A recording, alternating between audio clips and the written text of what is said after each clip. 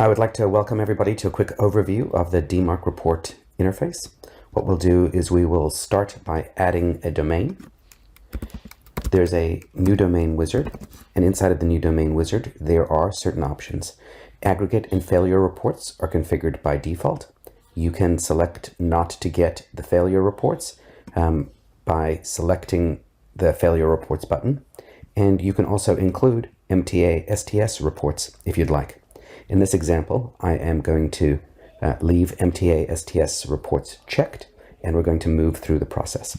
So you'll add your domain, domain.com, click Next.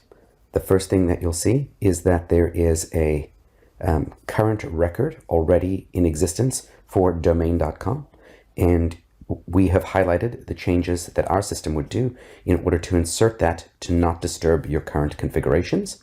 Or if you're going to replace your current configuration with DMARC report, you can go ahead and select Replace with New Record. We are not in control of domain.com. It's just a placeholder example. But from here, you would copy this record, and inside your DNS, you would create a text record with _DMARC and then your domain.com. So this is a DMARC text record. And it says here, I've gone ahead and I've created that text record inside of DNS. DNS is not something that I can show you simply because we don't control domain.com, nor do I know specifically what type of DNS you will be using, but your DNS provider should have that information for you on how to set up a text record. From here, we click Next, and then there is a MTA STS policy. This MTA STS policy is the current MX record for the domain. We'll leave this policy in testing mode, and we'll say that it's valid for 1 day. I'll go ahead and I'm going to leave these defaults. And MTA STS is an advanced feature. By default, you probably just want to use regular DMARC, and then once that's working, you can configure MTA STS. And then from here, you'll go through and do a very similar configuration. You'll be adding a CNAME record inside of DNS. This is where the CNAME will point to. You'll add a text record under this host name. You'll add this record. Again, you'll create a text record, add that host record. And once those records have been created, your MTA STS policy should be successfully configured. By default, all domains are not activated, and you'll see here that the domain.com is not active. As soon as we receive our first report for your DMARC, that will change to active, or depending on the DNS configuration, we will do a retry and see if that's active, but that could take a few hours for that to happen. In the overall dashboard, you'll see here that domain.com has been added, but we have no current policy that's configured, and sorry, the current policy is none, but this domain over here is not something that we're going to be able to use. It's just as an example. So we're going to take a look at this other domain that's in the account called auto SPF. On the top, you have a drop-down list. These drop-downs will allow you to select the domain if you're not at the overview screen, and then we'll have a domain summary. So I'm going to go ahead and I'm going to click on auto SPF, and I'm going to go to the summary.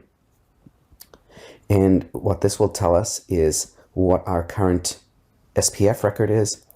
And as you start sending more and more emails, DKIM records for the DKIM keys that have been configured on your domain start to appear inside of your report. These will take a few days to populate, and that's also going to be based on the volume of email that you send.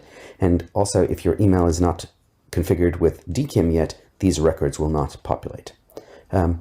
Here we can see in the SPF details what are the IP addresses that are actually configured to send email on behalf of this domain, and what is the volume of email that's coming from there, and whether or not that IP is in a blacklist that might be impacting deliverability. So you can see while on this domain we have authenticated or authorized thousands of IP addresses, it's really only just a few IP addresses that are actually sending. And these types of things are important during your journey to configure DMARC, because you may have SPF limitations, and it's always nice to see what IPs are sending on your behalf in one place. And then we have the inverse, which is show us the IPs that are sending on our behalf that are not inside of our SPF record. These are IPs that we should be paying special attention to find out whether or not these IPs are authorized to be sending. And if they are, perhaps they should go into your SPF record, and that will help you with your domain alignment. From here, we'll go to the aggregate report, and the aggregate report will show what the summary is for this particular domain, what the alignment is, and whether or not we're sending forensic reports, and if the subdomain itself is protected. So in the last 7 days, this domain has had 156 emails reported. 156 is not the total number of emails sent from this domain. 156 is the total number of emails that have been reported, because the way that DMARC works is that it's the responsibility of the receiving mail server to send DMARC reports back to the address that has been specified in your DMARC text record, but it is only going to be a partial view of your overall status. There is only a small percentage of receivers who send back DMARC reports, but it does provide enough information for a domain owner to be able to go through and correct their configuration so that they can progress through their DMARC config. So you'll see 154 emails were compliant, 2 were non-compliant, and then there's a graph that tracks our progress over the last 30 days to show how many compliant versus non-compliant emails. And what we're trying to do is find the emails that are not compliant and go through and see if they're unauthorized or if they're just unconfigured with SPF or DKIM. And then there's an overall geo-compliance report. And what we'll do now is we'll dig into the details of this compliant report. So you can see here there are a bunch of different search criteria that you can use in order to check to see whether or not, or to filter out your records. And then it shows you what your overall aggregate reports look like and whether or not the SPF verdict or the DKIM verdict were passed or not a line passed or a failure. More information about that is in our portal.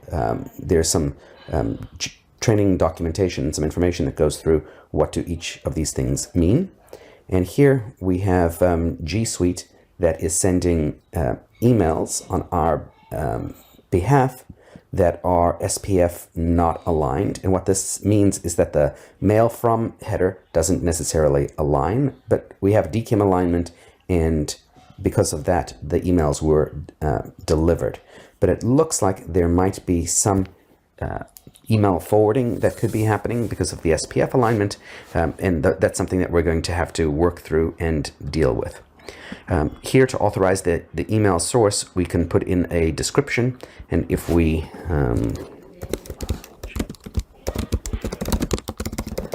and from here, once we've authorized our source,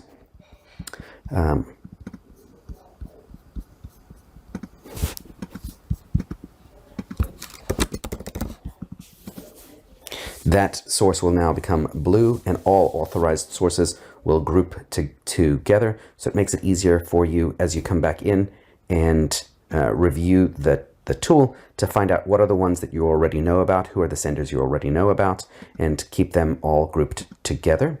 Also, there's some information about what the DKIM or the SPF setup guides are for these particular domains, so you don't have to go and hunt through those. Those are for domains that we have, and if they have public setup guides for how to configure DKIM or SPF.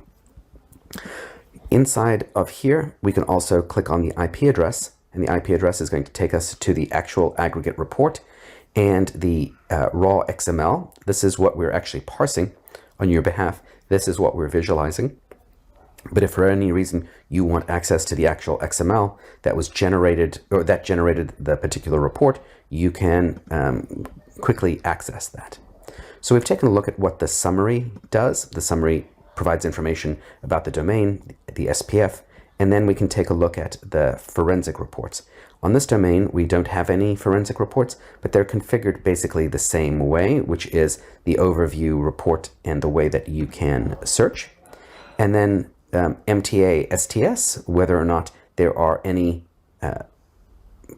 issues with your MTA STS records, and these will be recorded in that interface. And then there's a PDF report that you can download. We also have timelines, and timelines will let you know about some SPF changes or DKIM selectors that have been detected for your domain when they were first detected, and provide you with progress. If you don't want to go to summary in order to find those reports, you can also scroll here to reports, ag, forensic, MTA STS, and you can also in aggregate or reports, you can upload a raw report. So if you have XML files that you have been capturing for years, but haven't had any way to process it, you can go through and upload those reports. They'll process by our system, and you can then visualize reports that you already have captured, but you have not had processed. Then there are certain tools to help you work on DMARC, DKIM, and SPF.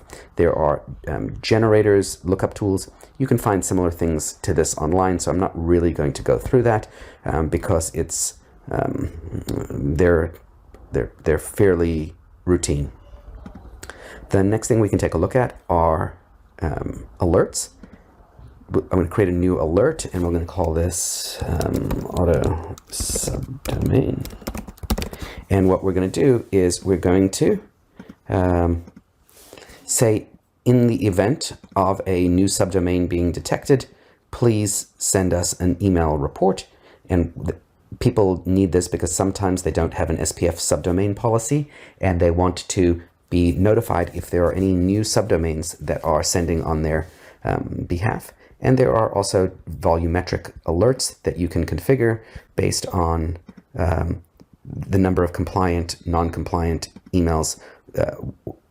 What number are those, and in what sort of time frame do you want to know if there are any changes? This is good if you get any non-compliance, and maybe you set that number to 20, and in the course of one day, and you can have that notify you to come back in, check your reports, because maybe you're having some email deliverability problems. I'm going to jump over Teams, and I'm going to go straight into widgets. And what the function is of a widget is we have a lot of people who are managed services providers, or people who want to integrate our reports into their tools. So we have an iframe that you can include. It's a little bit more technical, and we can add all of the different types of reports here. And I'll go ahead and I'll find mine because this one's going to be all green. We click the view button, and this over here is the iframe that you can then embed into a different web page to be able to provide you a preview of what your status is. We have people who put this into their remote management and monitoring tools so that their clients can easily visualize, or they put it onto a dashboard so that they don't need to log in to the system in order to be able to pull this information. They can just run it inside of a dashboard. Then we have teams. What is a team? A team is basically a grouping of people that you would like to share reports with. Teams have domains and members. Domains, fairly self-explanatory. What domain would you like this particular group of people to be able to have access to? And inside of the teams, who are the people that you would like to have access to these particular reports? So you enter in an email address, and it gives you options about what this particular user will be able to do. They'll receive an email, and they will get access to the DMARC report interface, but they'll only have access to one particular domain. This is very useful for people who have tens, hundreds, or thousands of domains that are listed, and they only want to give groups of people access to certain domains. Then there is white labeling. What white labeling does is it allows you to set a host name, and the host name over here then requires you to set up a CNAME record. So once you have created your host name inside of DNS, you will point your CNAME towards us, and when you log in, it'll have your logo, your business name, and your other configuration in order to be able to see the white label interface. The white label interface changes the reporting URL, and it puts a logo in the top left-hand side that is going to be different than the logo that we provide. You can put some information about what your name is over here, your time zone, your two-factor authentication, and of course you can close your account inside of there. There's also some information about API tokens, and these API tokens can be used in conjunction with the API documentation if you would like to automate the creation of domains or the reporting of domains. And I think that that's a fairly good overview of the way that the tool itself functions. The part that's we have not covered, which really is a technical component, is how to read and how to interpret these reports themselves, and what to do when you have a domain that doesn't have good alignment. There's training inside of the system in order to be able to give you that information.